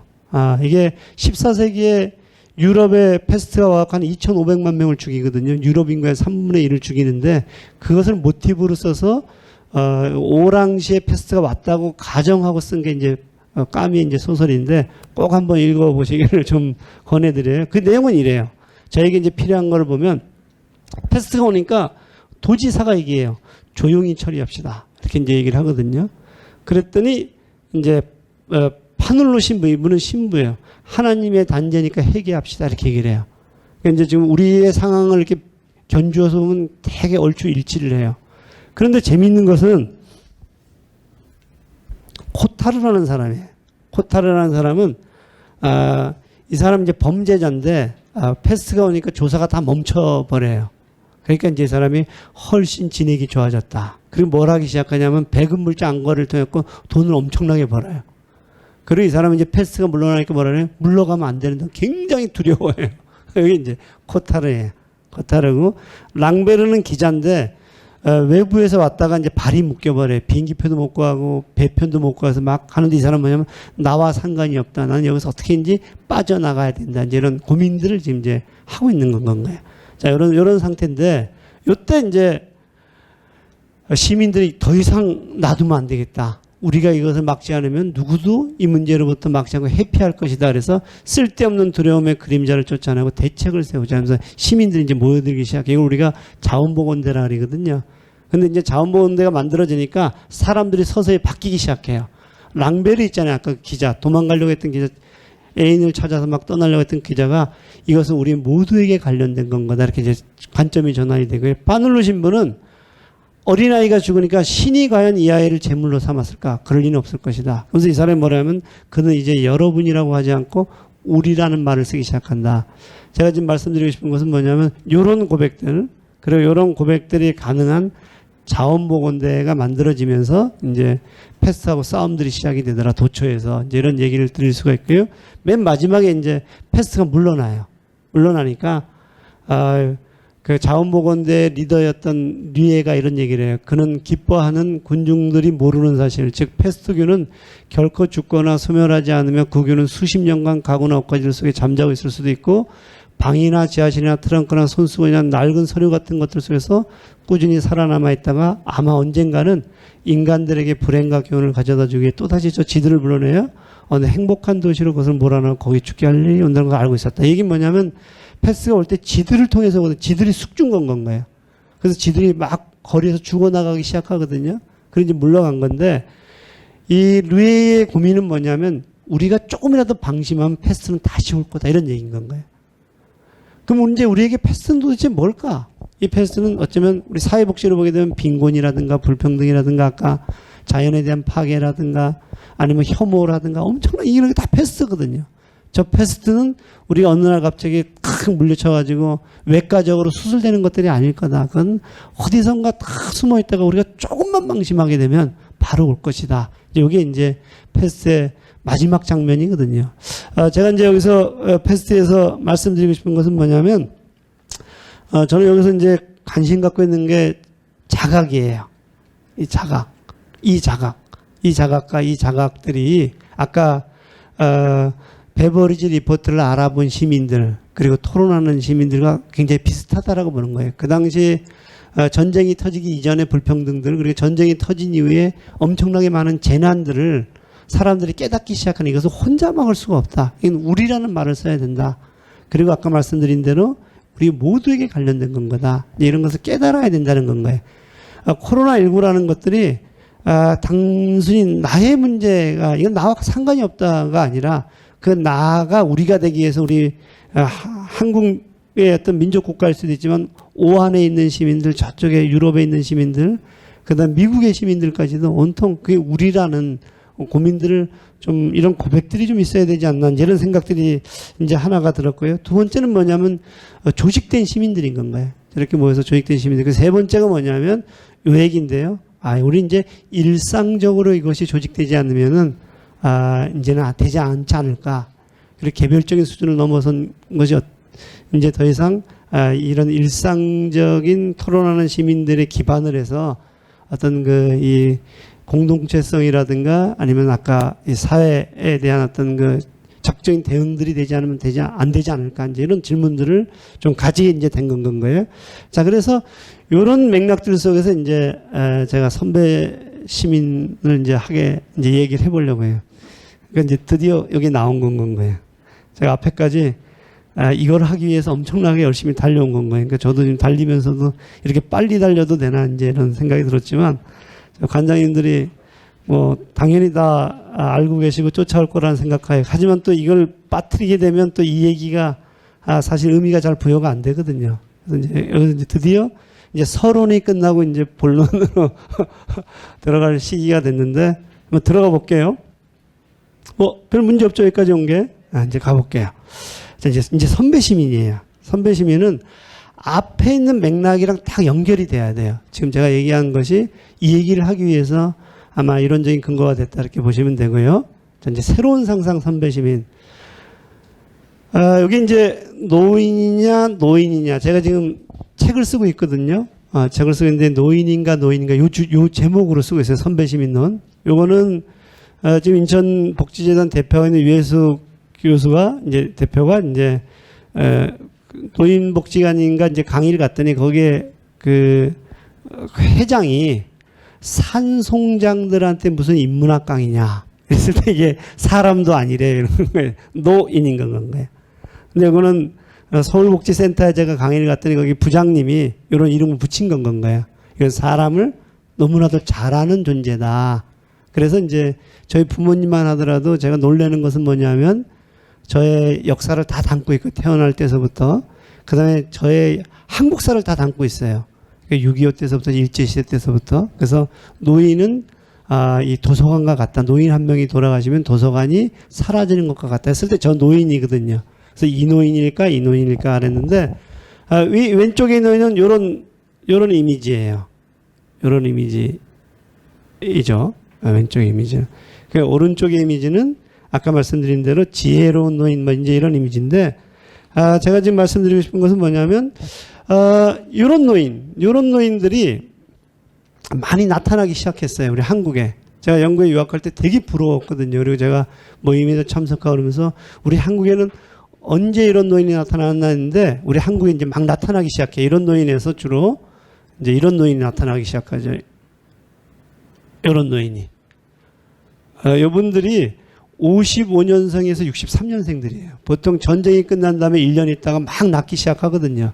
근데 이분들의 이 규모가 712만 명, 인구로 치면 14.5%예요. 그러니까 요 멤버만으로도 고령화 사회가 가능한. 근데 이분들이 지금 55년생이면 몇 살이에요?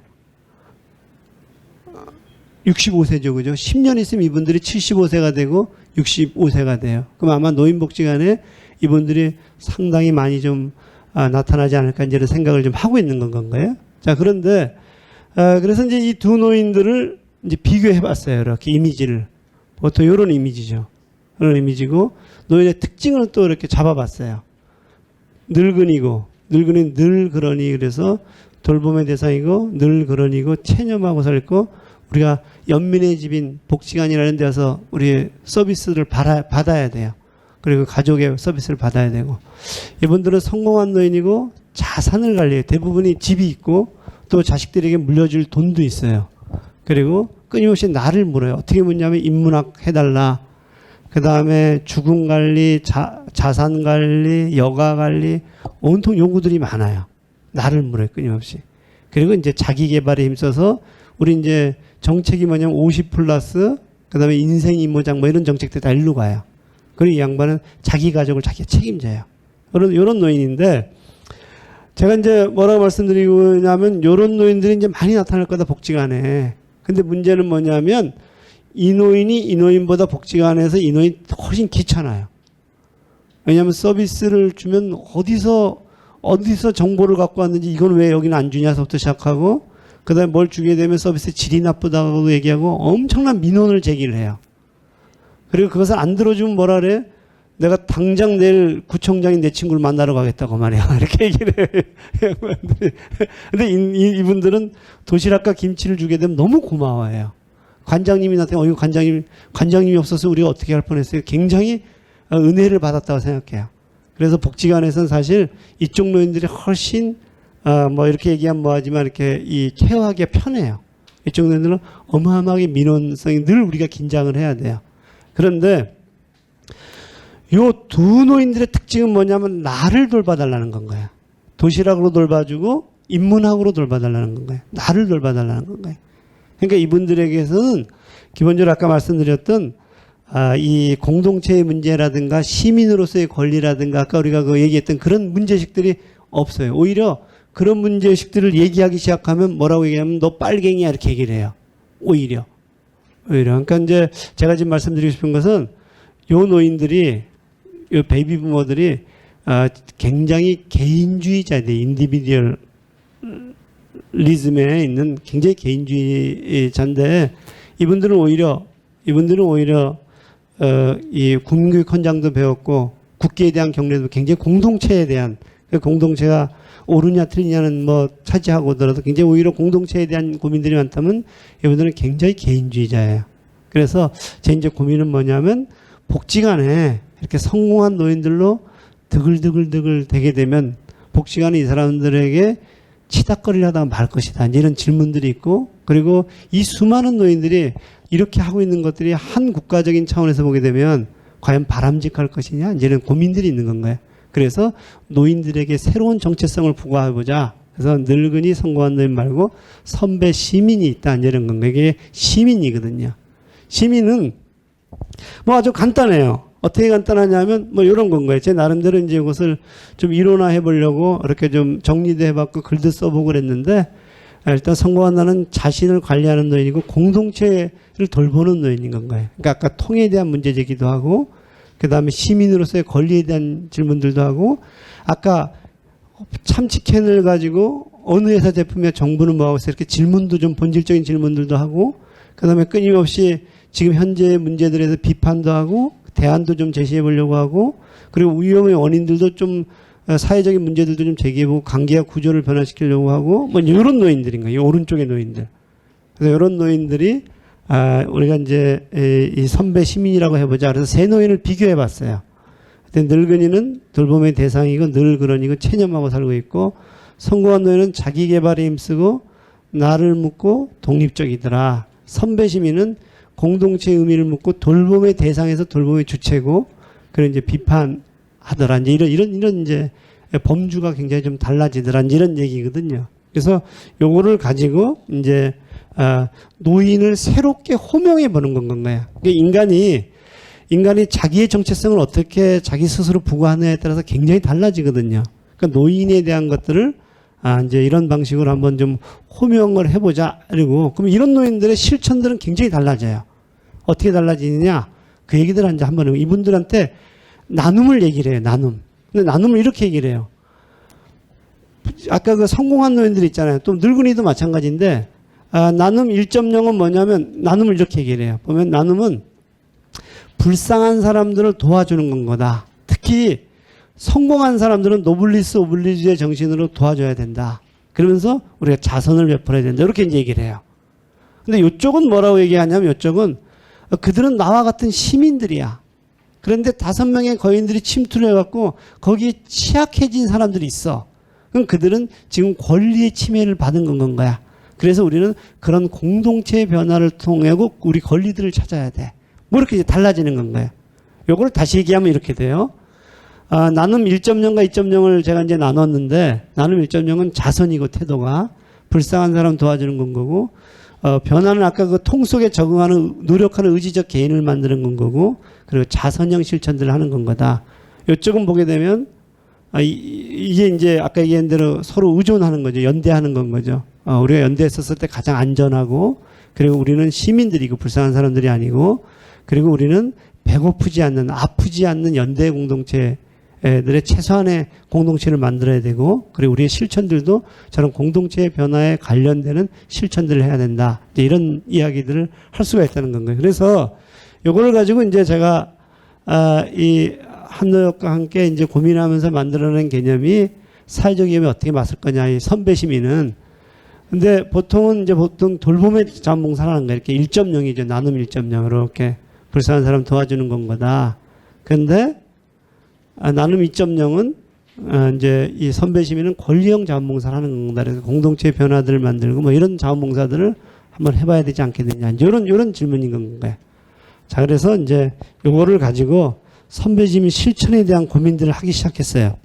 하겠는데 지금 이제 한노협이 요거 관련해서 계속 그 주제를 붙잡고 계속 고민을 해왔어요.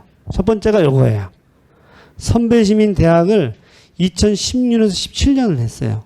요거는 그때 아마 사랑의 열매에서 지원받아갖고 이제 했고 저도 그때 이제 참여를 했는데 요것의 기본적인 것은 뭐냐면 노인에 대한 포지셔닝을 달리하는 건 거야. 그동안에 내가 복지관에 나오는 게 침이라든가 여가라든가 아니면 도시락 받으러 나왔던 노인들에게 이 복지관에서 너희들은 단순히 돌봄의 대상이 아니라 공동체에 대해서 이야기를 하기 시작하고 그리고 당신들이 돌아가시면 도서관 하나가 사라지는 것과 같고 그리고 당신들의 변화된 실천들이 공동체의 어떤 그 근본적인 통을 바꿀 수가 있어. 뭐 이런 고민들을 한 8강으로 보통 했어요.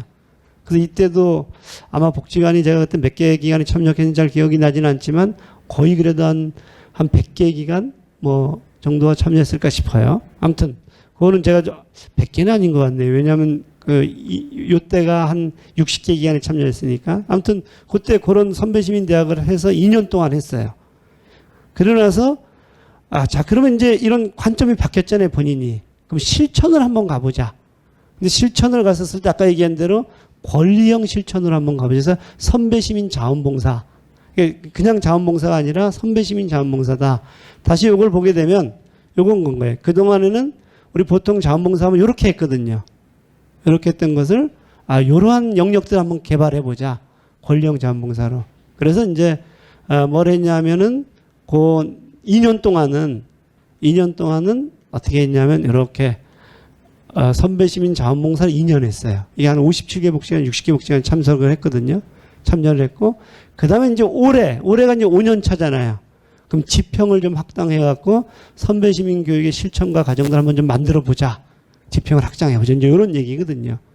근데 요 시기에 이제 뭐가 있냐면 코로나도 있고 뭐 등등이 있는 건가요? 그래서 요 얘기들을 좀 이제 해보려고 해요. 자, 해보려고 할 때 먼저 여기서부터 한번 얘기해볼게요. 자각. 그러니까 교육을 하고 나서 어떤 자각이 생겼나 하는 이야기를 좀 한번 해보려고 하는 거거든요.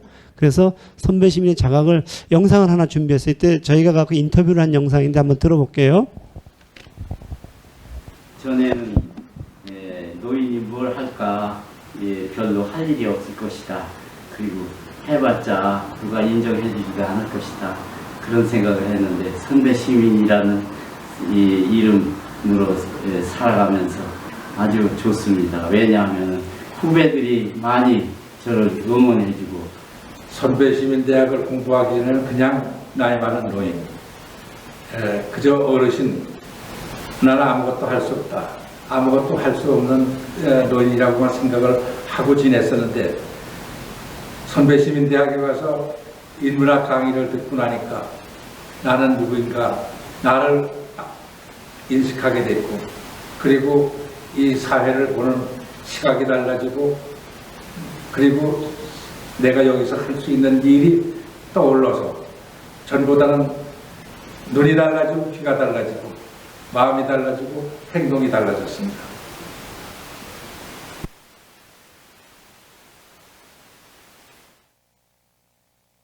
어르신은 저 평택에 있는 어르신이고 앞에 어르신은 이제 인천에 있는 어르신인데 선배시민 교육을 듣고 나서 귀가 달라지고 뭐 눈이 달라지고 실천이 달라졌다라 이제 이런 얘기를 하는 건가요. 그래서 지금 말씀드린 대로 첫 번째가 이렇게 선배시민 대학이거든요. 그래서 이런 과정들을 쭉 하면서 그때 이제 사회복지사들하고 같이 만나기도 하고 고민들을 좀 많이 했고요.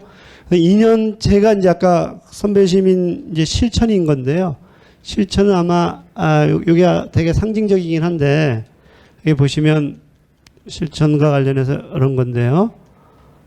이분이 단원구 노인복지관에 계신 이제 분인데 이분이 이제 선배시민 교육을 받고 나서 이 청소년들이 노인복지관에 자원봉사로 온 건 거예요. 그랬더니 너네 더 이상 우리를 돌볼 필요가 없다. 우리 바깥에 나가자. 그렇게 이제 나오신 건 건가 이렇게 나와가지고 지역의 공토들을 꽃밭으로 바꾸기 시작하고 먼저 이랬던 건 거고, 이분이 이제 상록회라는 모임들을 만들어서 어딜 가냐면은 의회를 가요. 한 17분인가 이렇게 가가지고 갔더니 이제 의원들한테 우리가 청소년이라든가 노인 정책과 관련해서 좀 들으러 왔다 했더니 이 의원들이 굉장히 당황을 한 거예요. 구의원들이. 그래갖고 이제 이 양반들이 오면서 우리가 이렇게 힘센 존재인 줄 몰랐다. 뭐 이제 이런 고백을 하고 이분들이 이제 노인 자문단에도 들어가서 이제 이런 사례거든요. 이것도 영상 하나 볼게요. 어떤 문제냐면 쓰레기 문제, 환경이죠. 환경 문제가 있어서 그 문제를 하려는데 우리가 먼저 수범을 해서 교육을 하고 실천하고 또 지역에 반영을 해서 하루아침에 자연 환경이 바뀌어졌다는 것, 그것이 큰 성과라고 볼 수 있습니다. 그냥 모임을 갖고 한 달에 그냥 10,000원씩 모아가지고 불우이웃도 이제 12월달 되면 이 복지관 사무실에 갖다 드리기도 하고 우리가 또 찾아가기도 하고 이렇게 나눔을 하고 있어요. 우리가 시의회에도 갔었거든요. 그래가지고 거기서 시의원들이 너무너무 반갑게 맞이해주고 거기에서 이제 자긍심을 갖게 됐던 거예요. 그래가지고 안산시위에서 우리를 갖다가 비전 추진 위원으로다가 해줘가지고 거기 어떤 뭐 행사가 있을 때는 꼭 저희를 초대해서 한 달에 한 번씩 우리가 그 시장님이 이제 초청하고 가고 그렇습니다. 복지 사각지대에 눈물을 흘리는 시민을 발굴하자. 그래가지고 우리는 평범한 시민 생활을 같이 하고 있으니까 우리의 이웃에, 우리의 동네에, 우리 평택시에 차상위권이나 혹은 복지 사각지대에서 몰려서 탄식하고 눈물을 흘리는 사람들을 찾기 시작해서 시작한 거가 그럼 복지 문제만 가지고 다 행복할 수가 있느냐? 문화도 시민을 행복하게 할 수 있어야 된다. 그 다음에 공해 문제도 해결돼야 시민이 행복하다. 경제 문제는 말할 것도. 이러다 보니까 모든 전반적인 것을 우리가 시민이 고통당하고 어려움 당하는 것을 해결하기 위해서 종합적으로 해가지고 작년 2015년에 10가지, 2016년에 들어와서 2, 3분기까지 12건을 시장한테 이런 거 개선해야 평택 시민이 행복합니다라고 우리가 건의서를 올렸어요. 시정 건의를 올렸어요. 그랬더니 시에서 아주 중요한 걸로 다뤄서 그런 거를 해결해줘야 시민이 행복하구나 해서 평택시에서 성실하게 그 모든 건들을 해결해주기 시작했어요. 네, 이런 얘기인데요. 이렇게 그 선배 시민의 실천들에 대해서 아까 권령 실천들이 이렇게 이제 이루어졌다라는 얘기고요. 그다음에 이제 제가 그 이제 직접 가서 이렇게 취재한 것이 이게 진천군 서남회거든요. 이건 이제 보신 분들도 많은데 그래도 한번 뭐 이제 안 보신 분들 한번 마지막으로 한번 볼게요. 영상은 여기까지고요. 보통 노인복지관으로 생각하면 노인들 편의시설 정도로 얘기하시겠지만 이것은 좀 달라요. 노인들이 머리를 맞대고 진천군 공동체 현안에 대해 열띤 토론을 벌이고 의견을 모읍니다. 바로 그냥 노인이 아닌 선배 시민. 이곳에 시민들이 모이면 선암회라고 하는데요. 서남회란 이제 선배 시민 대학 교육을 마치고 자조 모임을 결성하는 과정에서 큰 바위 얼굴처럼 그동안의 노하우나 지식을 한데 모아서 후배 시민과 지역사회를 위해서 장을 만들자 하는 의미에서 결정한 자조 모임의 이름입니다. 마침 특별한 강연이 있는 날 직접 복지관을 찾아가 봤는데요.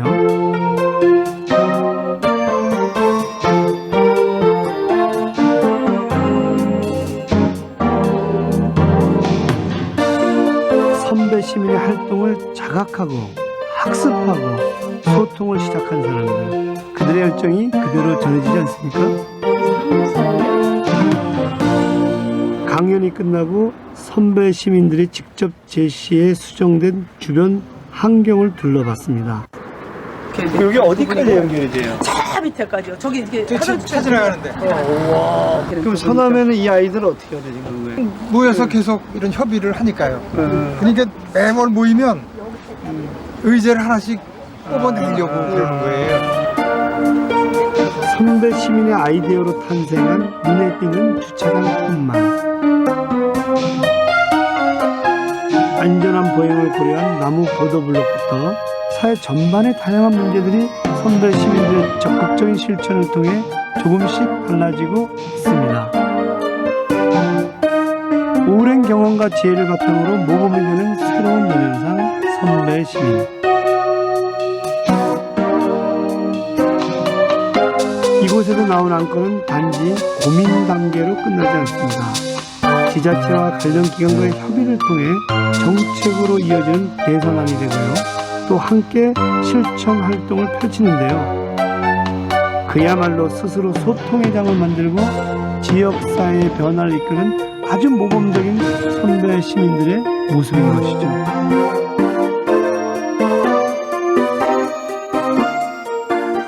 이제 아무튼 진천군 서남에는 아까 보신 것처럼 아까 그 관장님 계시잖아요. 관장님이 이제 공무원 출신이신데 이분이 뭐라 하냐면 서남회가 나에게 든든한 울타리가 됐다. 그리고 그들이 있어서 복지관에 있는 다양한 어떤 프로그램들이 실질적으로 진행이 됐다는 점에서 굉장히 자랑스러워 하셨었는데, 아까 그 관장님이랑 거기 있는 어르신들이랑 함께 아까 그 마리다방 이렇게 토론방도 이제 만들기 시작하시고, 그리고 아까 말씀드린 대로 그런 뭐 이렇게 나무택도 다 만들기 시작하는데, 그 중에 또 특이한 점은 여기에 러브 호텔이 많이 들어왔거든요. 그랬더니 어르신들이 이제 서남회가 러브 호텔이 왜 이렇게 많이 들어오나 봤더니 법적으로 아무 문제가 없는 거예요. 그러니까 조례 자체가 너무 가까이 오더라도 별다른 어떤 그 제재들을 안 하는 거죠. 그래서 조례 개정 운동을 되고 조례도 바꿔내고, 그리고 이제 이분들이 뭐라고 말씀하시냐면, 내가 선배 시민의 눈을 갖고 보니까 이렇게 고칠 게 많은 줄 몰랐다고. 그래서 아까 제안 전, 제안 중, 제안 후 그걸 가지고 했더니 진천군 군청에서 담당 공무원들을 배정해줘서 이 사람한테 이제 그런 문제가 있으면 얘기를 하라고 즉각적으로 그 문제들을 검토해 보겠다고 이제 이렇게 얘기를 했고요. 선배시민 실천들을 하면서 대부분의 분들이 뭐라냐면, 내가 이렇게 의미 있는 존재인 줄 몰랐다고. 그리고 내가 이렇게 공동체를 위해서 그저 나는 그냥 내 건강이나 챙기고, 그 다음에 내 여가나 잘 챙기고 건강하게 있으면 자식들한테 크게 부담이 안 된다라고 생각했는데, 내 공동체를 위해서 이렇게 할 수 있는 것이 많은 줄 몰랐다, 그렇게 얘기를 하고, 사회복지사들은 뭐라냐면 이제야말로 내가 존경할 어른이 생겼다고. 그리고 나도 나중에 노인이 되게 되면 복지관에서 저런 선배 시민의 역할들을 해야 된다고, 이제 이런 이야기들을 이제 저희가 이제 많이 들었고요. 그리고 이 과정들 속에서 사회복지사들이 뭐라고 얘기하면, 이거야말로 노인을 위한 것이 아니라 사회복지사를 위한 거라고, 이 사회복지에 대한 관점이라든가 실천이 이제 달라졌으니까 그런 얘기를 했고요. 최근에 제가 오늘 아침에 이제 오면서 우리 아까 또다시 사회를 보시는 신명희 관장님이랑 통화를 했더니, 이번에 그 중원노인복지관에서 이제 이런 일이 있었대요. 어떤 일이 있었냐면, 중원노인복지관이 이제 이 건강 동아리가 있거든요. 그래서 예전에는 건강 동아리에서 뭘 했냐면은 개인 건강 챙기는 걸 했어요. 당뇨, 고혈압 있으면 뭐 어떻게 막을 수 있는지. 그래서 의사 불러서 듣고 그랬는데, 이분들이 야, 우리 지역의 사회체육시설 한번 좀 둘러보자. 지역이 건강해야지 되지 않겠느냐. 근데 이번에 건강체육시설, 건강체육 동아리에서 그 성남시에다가 이번에 무슨 공모 사업이 있었대요. 그랬더니 이제 미세먼지를 가지고 공모를 했고, 이번에 대상을 수상했다 그러더라고요. 근데 그 내용들이 뭐냐면, 이따가 뭐 자세히 또 토론 시간에 뭐 말씀을 들을 수 있을지 모르겠지만, 아무튼 뭐냐면, 이분들이 그 이 플라스틱이라든가 뭐 이런 등등 일회용품들을 막으려면 어떻게 되냐. 커피를 갈 때 아까 얘기한 대로 뭐 이렇게 저희들이 갖고 있는 컵이라든가 이런 걸 갖고 와서 하면 포인트를 쌓아주고, 그 포인트를 지역 화폐로 돌려가지고 쓸 수 있도록 하는 그런 아이디어를 냈다는 건 거예요. 그래서 그게 대상이 됐고, 아마 성남시에 그게 아마 정책으로 반영되지 않을까 이제 싶은 건 거예요. 그러니까 그거야말로 아까 얘기한 대로 이런 단순히 내 개인의 건강 돌보면서 사회체육시설로, 그리고 더 나아가면 이제 미세먼지를 통해서 지역 경제로까지 간 그런 사례들이다. 그리고 이것이 포스트 코로나의 어떤 그 환경 문제와도 깊은 연관들이 있다. 그래서 아까 그 제일 앞에 나왔던 그 환경 문제에 대한 토론들하고 뭐 그랬던 분이죠. 그게 성남 중원노인복지관 어르신이거든요. 그래서 이제 이런 고민들이 좀 되지 않을까. 그래서 저는 이제 아젠다가 굉장히 바뀔 거다. 왜냐하면 포스트 코로나 이후에 노인복지관의 실천들도, 그 다음에 이제 두 번째는 제가 얘기하고 싶은 것은 이런 건데, 요게 이제, 이제 그런 것들이 이제 바뀔 거다, 이제 이런 건 거고요. 그 다음에, 제가 이제 이 얘기를 할 때 관장님들이 또는 사회복지사들이 좀 저한테 질문하는 게 있어요. 뭐냐면, 그렇게 되면 노인들이 권리만 주장하고 우리가 좀 더 민원이나 더 제기하지 않겠느냐, 이제 이런 질문들이 있었는데, 여기 뭐냐면 이런 건, 제가 인천에 남구 노인문화센터에서 강의를 했거든요. 강의를 했는데 노인들이 끝나고 나서 책상을 주섬주섬 치우시는 건 거예요. 그래서 이 어르신 왜 책상을 치우냐 했더니 하는 소리가 뭐냐면, 내가 선배 시민이잖아, 이렇게 해서 이제 이 사회복지사들을 후배 시민으로 보는 건 거예요. 그리고 거기에서는 그 다음에 이분들이 이제 뭘 하기 시작하냐면 축제도 같이 준비하고 뭐 이제 이러면서 아주 든든한 후원군이 됐다, 이렇게 얘기를 하시는 건 거예요. 그래서 후배 시민들을 오히려 돌보는 노인들이 되더라. 그러니까 아까 복지관을 어떤 그 돌보는 그런 노인들이 되더라. 그래서 그 문제들은 이분들에게 이게 권리 속에 의무가 들어가 있다라는 얘기들 하고, 그리고 선배 시민이 후배 시민을 돌보고 공동체의 문제들, 위험들을 돌보는 것들이 당신들의 의무다. 그래서 권리와 의무가 같이 들어간다는 거. 그리고 더 근본적으로 이게 민주시민 교육과 깊은 연관들이 있다는 거, 이제 이런 말씀들을 좀 드릴 수가 있을 거예요.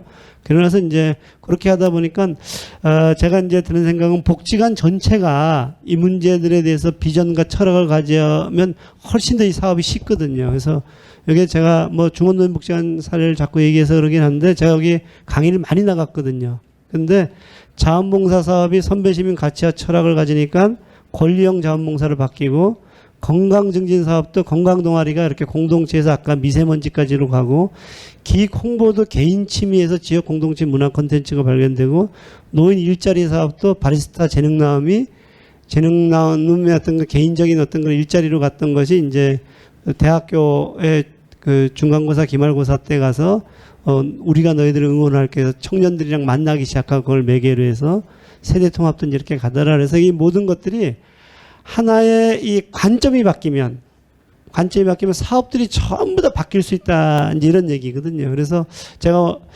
이 선배시민 사업을 하면서 제가 늘 생각했던 것이 뭐냐면, 관장님들이 이 문제의식을 가지기 시작하면, 그리고 복지관 전체가 이 문제에 대한 방향을 틀지 않으면 이 바뀌기가 힘들더라고요. 왜 그러냐면, 첫 해 했었을 때는 이 사회복지사는 교육을 열심히 했거든요. 근데 그 다음에 가보니까 사회복지사가 갈렸더라고요. 바뀌었더라고요. 그러니까 그 얘기는 뭐냐면, 관장님께서는 이것을 하나의 프로그램으로 보면 사회복지사들을 이렇게 바뀔 수가 있는데, 이건 하나의 어떤 관점을 가지고 지속적인 사업이 되지 않으면 안 된다라는 관점, 그 다음에 모든 사업들이 하나의 선배시민 대학만 가지고 그것을 배우는데 딴 데 가보니까 여전히 이제 아까 나눔 1.0이면은 이 사람 바뀌지 않거든요. 그래서 복지관 전체가 케어 센터에서 커뮤니티 센터와 같은 변화들이 일어나지 않으면 안 되더라. 그래서 제가 그때 주장했던 것이, 한노협에 관장님들이랑 좀 만나는 시간들을 좀 갖게 해달라. 그래서 거기에 관장님들이 의미를 묻기 시작했었을 때 전체가 바뀔 수 있는 거 아니에요. 그래서 오늘 이런 자리가 좀 만들어졌다고 보고요. 그 다음에 이제 요거는 뭐냐면, 여기 보시면 2019년 9월 27일 날 했었는데, 그때 이제 뭘 해보자라고 우리가 얘기를 했냐면, 우리 이제 이렇게 선배 시민의 교육과 실천을 하신 분들을 모여서 토론 한번 해보자. 그때 거의 한 400분이 모였어요. 그래서 선배 시민 열린 토론 축제에서 전주에서 만났는데, 그때 전주 여인숙이 화재가 나서 폐지노인 3명이 사망을 하셨어요. 그리고 그때 마침이라고 표현하면 안 되겠지만, 모자 아사 사건이 일어났어요. 그래서 한 3분에서 5분 정도로 영상을 보여드린 다음에 우리 이현숙 교수님이 3가지 주제를 던졌어요. 노인들한테. 첫째, 우리 주변에도 이런 일이 있는 거 얘기해보자. 얼마나 많겠어요. 그죠? 둘째, 근본적인 원인이 뭔지 얘기해보자. 그리고 세 번째, 뭔 얘기를 했냐면 대안을 얘기해보자. 그래서 그 주제를 주고 요렇게 갔어요. 요렇게 가서 10명씩 해갖고 토론을 시작했어요. 토론이 끝난 다음에 요렇게 자기 토론의 팀들을 발표를 했어요. 이렇게. 발표를 했는데, 제가 그리고 나서 이렇게 정리 강의를 했거든요. 제가 정리 강의를 하면서 이제 뭐라고 말씀드렸냐면, 노인들이 모여서 공동체 문제의 현안을 둘러싸고 이렇게 토론을 한 것이 한국의 노인 어떤 이 역사에서 이런 게 있었었느냐, 일본 평범한 노인들이. 그래서 노인들이 이제 정치와 정책의 문제들을 가지고 이 베버리지 리포트를 봤던 노인들, 시민들처럼 토론하기 시작한 거 아니겠느냐. 그래서 제가 그런 얘기를, 그때 노인들이 말씀하신 것들이 뭐냐면, 여기 보시면 노인만 있지 않고 사회복지사들이 들어갔고, 그 다음에 이 학습 동아리에 있는 분들이 몇 분이 들어갔어요. 그때 이분들이 무슨 요구를 했냐면, 후배 시민들이랑 같이 토론해보고 싶다. 이렇게 얘기를 했거든요. 근데 제가 지금 아까 그 나눔 2.0 있잖아요. 나눔 2.0을 가지고 청소년 500명이랑 전국에서 한 21개 팀이랑 프로젝트를 하고 있거든요. 똑같은 사업을 해요. 그래서 그 청소년 팀이랑 선배 시민 500명 해가지고 한 대 모여갖고, 선배 시민, 후배 시민 토론 대축제를 하자. 이렇게 기획을 했었어요, 사실은.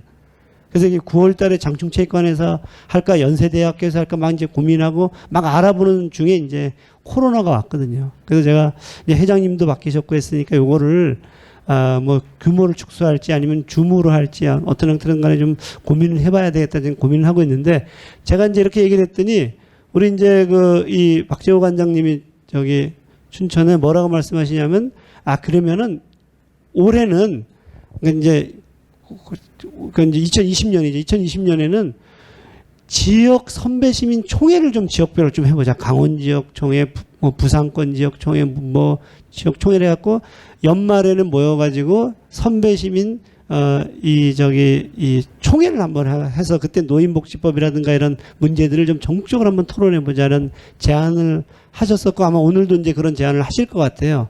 그러니까 제 얘기는 뭐냐면 선배 시민들이 사실 이렇게 이제 다양하게 확장될 수가 있다. 고민들이 이제 그런 이야기들을 좀 이제 말씀드릴 수가 있어서 선배 시민 제일 처음에 시작할 때는 단순히 선배 시민 대학이라는 교육으로 출발했지만 그 교육, 그러니까 자각이 생긴 거죠. 그 자각이 구체적인 실천으로 이제 권령 자원봉사로 나타났고 그 실천들이 이제 정책하는 시민들, 정책하는 선배 시민들로 이제 좀 확장되기 시작하고 그리고 이제 처음에는 사회복지사들과 함께 일개 프로그램으로 시작됐는데 오늘 이제 이렇게 관장님들이 전체가 모이셔가지고 이런 것을 토론하기 시작하고 그다음에 이제 2부 순서에 세 분 관장님이 이제 각각의 영역에서 하셨던 고민들을 하면서 이제는 이것이 하나의 어떤 근본적인 하나의 화두들을 던지는 그리고 화두들이 처음에 시작했던 사회복지는 사회적 위험에 맞서 싸우는 건 거고 사회복지는 사회적 위험에 맞서서 용사들인데 그 용사들이 이제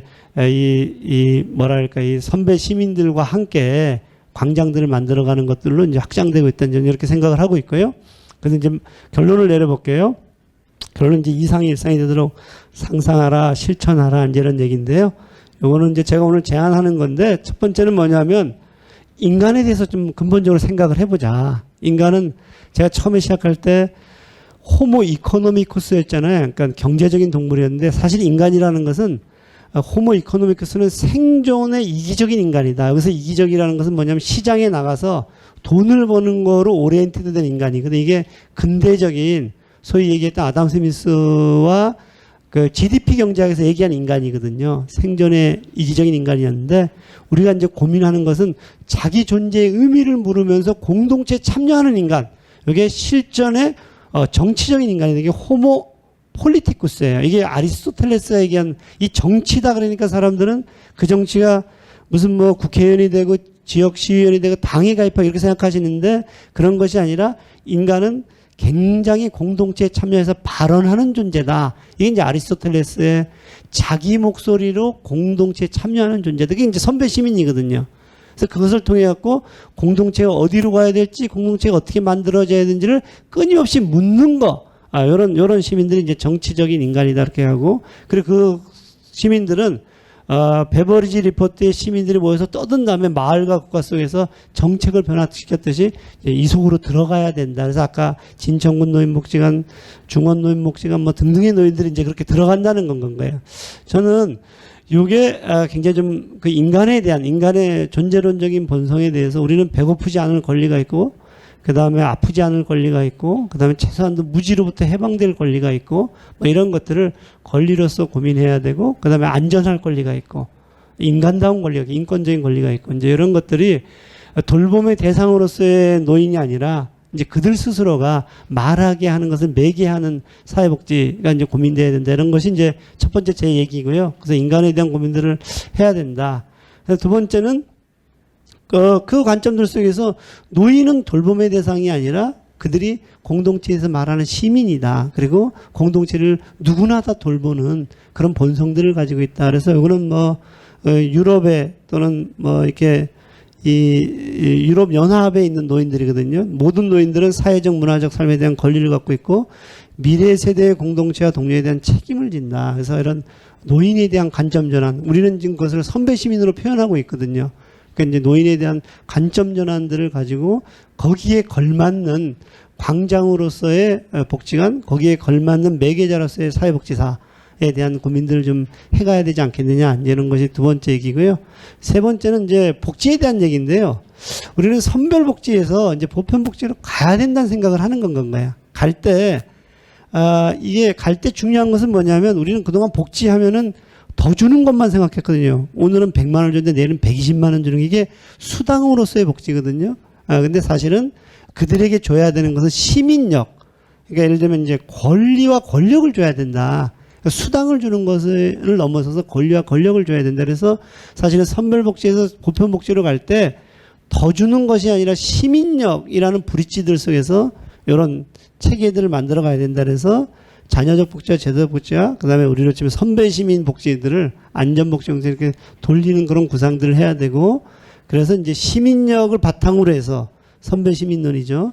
보편복지라는 기둥 위에 이제 커뮤니티 케어라든가 이런 게 있어야 된다. 근데 만약에 보편복지라든가 그러니까 통이 관리되지 않고 사회가 관리되지 않고 시민력이 받쳐지지 않는 상태에서의 커뮤니티 케어는 단순히 케어의 대상으로만 보게 될 것이다. 이렇게 이제 말씀을 드릴 수가 있을 것 같아요. 그래서 복지에 대한 패러다임을 바꿔야 되고, 그럴 때 복지를 클라이언트를 위하여 우리가 프렌들리 비지터가 되자, 우회 방문객이 되자, 그리고 복지는 체리티, 자선으로 보자라는 관점에서 그들은 시민이고 그들과 함께 그들을 위하여 하는 것이 아니라 친구가 돼서 함께 권리를 찾아가는 것에 대한 관점들로 전환해야 되고, 그럴 때 사회복지관도 케어센터에서 취약계층을 돌보는 것들도 여전히 중요한 기능이지만, 근데 이제 점차 시민들이 모여서 자각하고 실천하는 커뮤니티 케어로서의 기능을 갖고 사회복지사는 메디에이터로서의 자기 고민들, 그러니까 사회적 위험에 맞서 싸울 때 그전에는 내가 서비스들을 전달하는 거로 봤다면 좀 더 그런 것들을 해야 되지 않겠느냐, 이런 얘기를 할 수가 있을 것 같아요. 자, 그래서 이제 복지관은 그렇고, 자, 그 다음에 이제 고민은 뭐냐면, 우리 옛날에 물고기였으면 물고기를 고쳐서 어항에 넣었는데 계속 아파요. 왜냐면 어항이 좁아서 그래요. 그래서 어항을 이렇게 넓혀야 된다. 근데 이제 이 어항이 이제 봤더니 이 지구촌이라는 어항들까지도 우리는 봐야 되는 민족국가를 넘어서서 해서 글로컬 시민, 세계 시민에 대한 고민들도 이제 좀 해야 되지 않을까. 그리고 여기에다가 환경의 문제 뭐 이런 문제들도 이제 아젠다로 삼아야 된다, 이런 생각들을 하고요. 그래서 세계 시민의 글로컬 실천에 대한 고민들이 있어야 된다. 요거는 이제 마지막 제 얘기인데요. 생존에서 이거예요. 생존에서 실존의 변화가 일어날 때 복지관은 마리다룸들이 있어야 되는 게, 마리다룸이라는 것은 사회복지사들에 대한 아까 그 의미를 묻는 사회복지사의 방들이 있어야 되고, 활동가나 강사 양성들을 해야 되는데, 저는 5년차 때 강사 양성에서 일단은 사회복지사, 특히 이제 관장님들이 강사 양성, 선배시면 강사가 돼야 된다, 이런 생각들이 들고요. 자기 복지관에 있는 교육도 해야 되지만 옆에 있는 복지관들에 서로 교육들을 해야 되는 그런 강사 양성들이 좀 이루어져서 이 커뮤니티 센터로서의 시민 문화 교육을 하고, 그리고 그들이 이제 실존적 고민을 하게 되면 저희가 계속 고민했던 것이 학습 동아리거든요. 제가 코로나 포스트 코로나 이후에 완전히 소규모의 학습 동아리들이 굉장히 많아져야 되지 않을까 싶은 건가요? 우리가 이게 이제 비대면이니까 이제 이 줌이라든가 이런 것만 생각하는 게 아니라 소규모의 다양한 방식의 학습 동아리들을 통해 갖고 대면은 하되 소규모의 이 방식의 어떤 이 다양한 아젠다들을 가지고 아젠다도 굉장히 넓히는 건 거죠. 그리고 이제 비대면은 뭐냐면 그런 아젠다를 하는 소규모의 모임들이 이제 이 줌이라든가 이렇게 네트워크들을 구성하는 그런 형식이 돼야 되지 않을까 싶은 건 거예요. 저도 이 청소년 이제 프로젝트를 하면서 처음에는 21개 기관에 다 모여서 하려고 그랬거든요. 근데 지금은 어떻게 했냐면 쪼갰어요. 지역별로 쪼개니까 한 7, 8명씩 나오더라고요. 그러니까 그건 이제 대면으로 가서 하고 있거든요.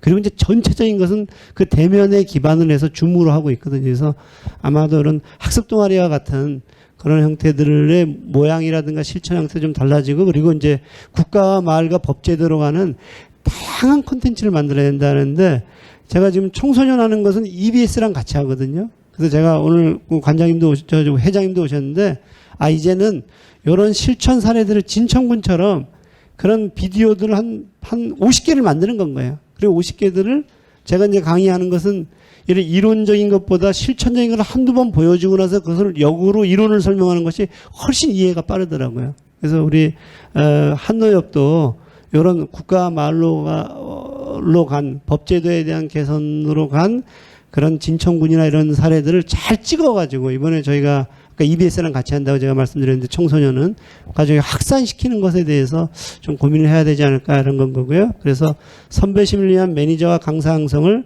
이렇게 해서 이런 프로그램들을 가야 되고 그래서 선배시민 권리와 안전에 좀 이렇게 가야 된다. 이런 말씀을 드리고요.